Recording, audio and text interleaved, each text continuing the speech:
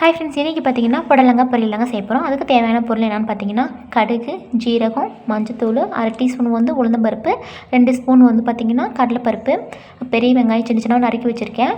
அதுக்கப்புறம் பார்த்திங்கன்னா ஒரு கொத்து கருவேப்பிலை, அப்புறம் வரமிளகா, அதுக்கப்புறம் துருவின தேங்காய். இதுக்கப்புறம் ஒரு சட்டியில் வந்து எண்ணெய் ஊற்றிடலாம். எண்ணெய் நல்லா காஞ்சதும் கடுகு, கடலைப்பருப்பு, உளுந்தம்பருப்பு நம்ம சேர்த்துக்கலாம். இந்த உளுந்த பருப்பும் கடலைப்பருப்பும் நல்லா கொஞ்சம் வந்து செவக்கிற அளவுக்கு வந்து நல்லா வறுத்துக்குங்க, கருக விட்டுறாமல். இது கூட வந்து வரமிளகா நான் சேர்த்துக்கிறேன், அதையும் நல்லா வந்து வறுத்து விட்டுருங்க. இது கூட வந்து கருவேப்பிலை, நான் வெங்காயத்தையும் சேர்த்துக்கிறேன். கருவேப்பிலை ஃபஸ்ட்டே போட்டனால வந்து வெயிலெல்லாம் அப்படி தெறிக்க ஆரம்பிச்சிருச்சு. அதனால் வந்து வெங்காயத்தை சேர்த்துட்டு கருவேப்பிலை சேர்த்துக்கலாம். ஓகே ஃப்ரெண்ட்ஸ், இதுக்கப்புறமா வந்து பார்த்திங்கன்னா ஜீரகம் சேர்த்துக்கலாம். இதையும் நல்லா வதக்கி விட்டுருங்க. வெங்காயம் நல்லா வந்து வதங்கட்டும். நல்லா ஒரு 2 நிமிஷம் நல்லா அப்படி வதக்கி விட்டுருங்க. வெங்காயம் நல்லா வந்து வதங்கிடும். இதுக்கப்புறமா வந்து நம்ம புடலங்காய் வந்து நம்ம வந்து இதில் நம்ம சேர்த்துடலாம்.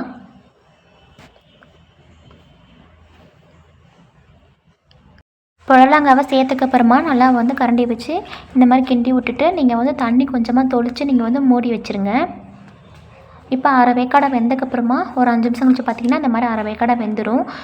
இது கூட வந்து பாருங்கள் தண்ணிலாம் லைட்டாக இருக்குது. இது கூட வந்து கொஞ்சமாக 1/4 டீஸ்பூன் மஞ்சத்தூள், தேவையான அளவுக்கு வந்து உப்பு சேர்த்துக்கலாம்.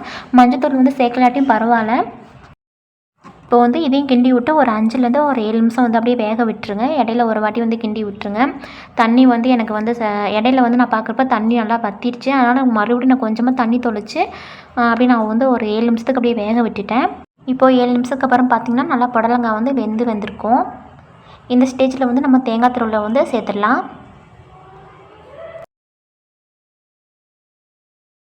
தேங்காய் துருவல் சேர்த்துக்கு அப்புறமா அந்த மாதிரி கிண்டி விட்டு நீங்கள் வந்து ஸ்டவ்வை ஆஃப் பண்ணிடலாம். இப்போ சூப்பரான புடலங்காய் பொரியல் ரெடி ஆயிடுச்சு.